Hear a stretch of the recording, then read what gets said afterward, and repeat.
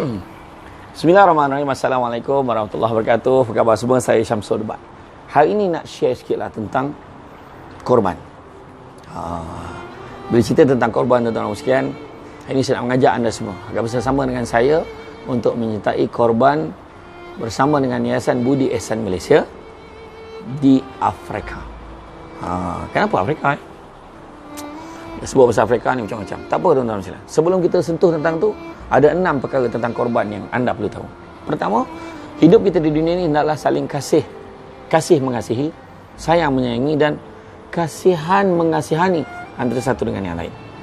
Ada di luar sana yang susah, melarat kehidupannya, yang tidak terbayang di akal kita akan kesusahan mereka.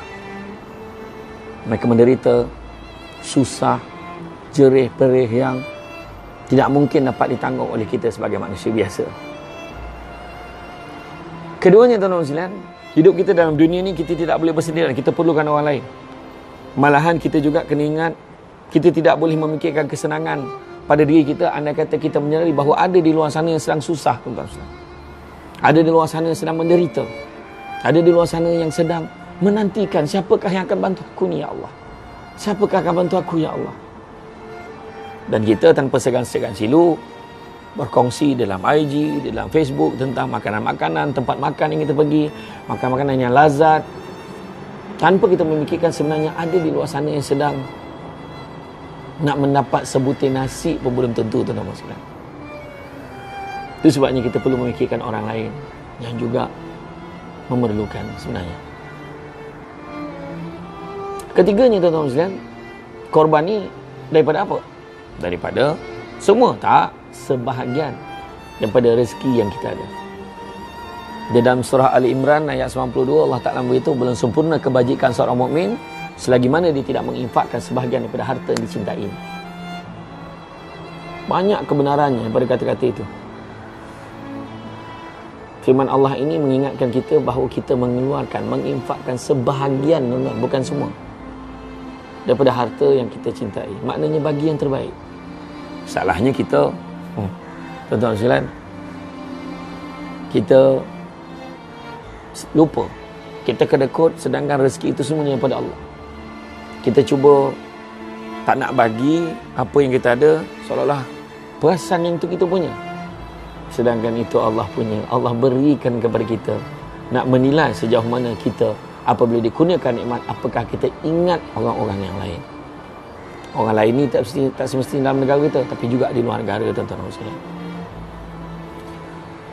Seterusnya, orang yang berkorban ini, tuan-tuan sekalian, bukan hanya dia yakin yang rezeki ini daripada Allah, malahan dia yakin yang Allah akan memberikan balasan yang sewajarnya kepada usaha kecil yang kita lakukan. Tuan-tuan sekalian, di dalam surah Ibrahim ayat 7 Allah Ta'ala sebut apa? La in syakartum la azidanakum wa la in kafartum inna azabi lasyadid. Kalau kamu syukur, aku akan lipat gandakan. Tapi sekiranya kamu kufur, azabku amatlah pedih. Ini peringatan yang sangat jelas yang perlu kita hayati dan kita fikirkan bersama. Kita kena yakin dengan sumbangan kita, bantuan kita berikan, korban yang kita sertai, kita berikan kepada Afrika Selatan, walaupun satu bahagian, walaupun 3 bahagian, walaupun seekor lembu, tapi tuan-tuan sekalian, dia tidak membankruptkan kita pun. Dia tidak menyebabkan kita apa kerana pun. Tapi sebaliknya, pada mereka yang mendapatkan bantuan ini, tuan-tuan sekalian, mereka rasa ini sangat bermakna sekali. Malahan mereka bersyukur. Itulah kadang-kadang yang merupakan saatnya mereka dapat menikmati daging, kerana mereka susah untuk mendapat nikmat seperti itu, tuan-tuan sekalian. Itulah sebabnya kita mengajak anda semua agar berkorban harta, sebahagian daripada harta kita, untuk bantu mereka memerlukan, walaupun jauh non di Afrika. Kelimanya, tuan-tuan sekalian, sudah masanya ini adalah masa untuk kita bertindak, bukan hanya bercakap-cakap saja. Tuan-tuan dengar pakai dah macam-macam video dah, daripada Ustaz Jafri, daripada Ustaz Ilyas, daripada saya sendiri. Tuan-tuan dah dengar dah tentang pentingnya bedah korban ini. Tapi dengar, cakap pun dah cakap, tapi buat, sudahkah kita melaksanakan? Jangan buang masa lagi. Nampak link yang tertera, nampak nombor telefon yang terbentang, hubungi segera masuk bahagian. Kita tak tahu tuan-tuan dan puan sekalian, bila Allah Ta'ala akan cabut nyawa kita. Anda kata kita mati tuan-tuan dan sekalian, dikatakan kalaulah Allah Ta'ala berikan masa pada kita walaupun sejenak setelah mati tuan-tuan, kita bukan sibuk cari mak ayah kita, cari adik-beradik keluarga kita tuan-tuan dan sekalian. Apa yang kita cari adalah di mana aku boleh menyumbang. Kenapa? Kerana di dalam kubur kita sedar tuan-tuan dan sekalian, barulah kita sedar betapa besarnya manfaat sedekah yang kita lakukan ketika kita hidup. Maka jangan bertangguh dalam melaksanakan kebaikan. Bantu segera tuan-tuan dan sekalian. Malahan dengan mudah sekali, dengan bersama-sama dengan Yayasan Budi Ihsan Malaysia tuan-tuan dan sekalian, kita mampu memberikan manfaat yang besar kepada masyarakat di luar sana yang memerlukan bantuan dan sumbangan daripada kita. Dan terakhirnya tuan-tuan dan sekalian, inna a'malu binniyat. Satu amal pekerjaan itu bermula dengan niat. Niat suci murni kita penting tuan-tuan dan sekalian. Jangan lupa apa Nabi beritahu kita. Belum pun lagi darah itu mencecah ke bumi tuan-tuan dan sekalian, darah binatang korban itu, dia telah pun ada tempatnya di sisi Allah Subhanahu Wa Taala. Asalkan kita ikhlas, asalkan kita niat ingin membantu sesama Islam, mempertingkatkan keimanan dan ketakwaan kita, mudah-mudahan Allah memberikan ganjaran yang sewajarnya kepada kita. Berhenti-berhentilah kita menyatakan ni di Afrika yang kita nak tolong ni, apa dekat Malaysia ni tak ada lagi ke orang susah? Ada tuan-tuan dan sekalian. Tetapi di Malaysia, kita yakin susah-susah, insya-Allah ada bantuan yang akan sampai kepada mereka. Tapi di luar sana, mereka menantikan bantuan dan sumbangan daripada kita. Bertindaklah sekarang tuan-tuan dan sekalian.